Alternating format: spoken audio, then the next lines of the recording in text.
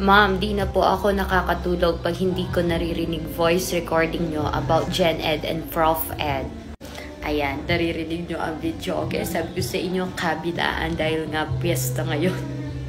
Hindi nalaguhan dahil wala na dito sa bahay na to. Pero doon, merong video, okay.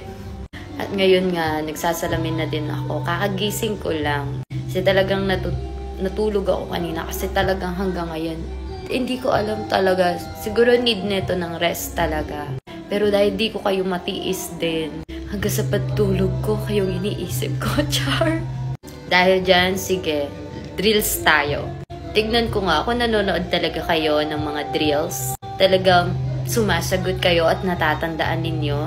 Okay, may tanong dito, may nakalagay na original. Sabi, Mother cook adobo for Kuya Manuel. At sa salin nito, si nanay ay nagluto ng adobo para kay Kuya Manuel.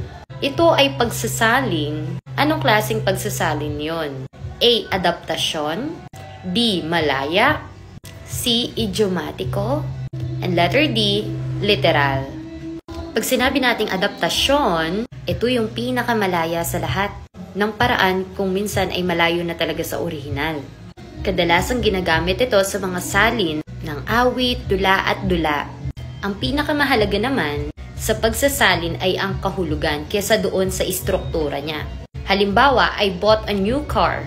Maari mo sabihin bumili ako ng bagong kotse. Or kaya ako ay bumili ng kotse. Susunod naman yung mga idiomatiko. Halimbawa, yung mainhing talipandas, anong ibig sabihin nun? Halimbawa, hand-to-mouth existence. Pagkakasalin sa idiomatiko ay isang kahit, isang tuka. Pag sinabi naman nating literal, literal talaga. Na tinatawag din nating tuwirang pagsasalin ng wika. Ano ang iyong sagot? A, B, C, or D? Ay, wala pala. A, adaptasyon. B, malaya. C, idiomatiko. D, literal. Mother cook adobo for Kuya Manuel. Si nanay ay nagluto ng adobo para kay Kuya Manuel. The answer is letter D, literal. Tuwiran ang pagsasalin niya kung napansin ninyo. Nakuha ba Tama ba ang lahat? Papasa lahat ng nanonood dito.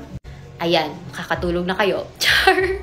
By the way, teachers, maraming salamat talaga sa inyo. Maraming salamat, future LPDs.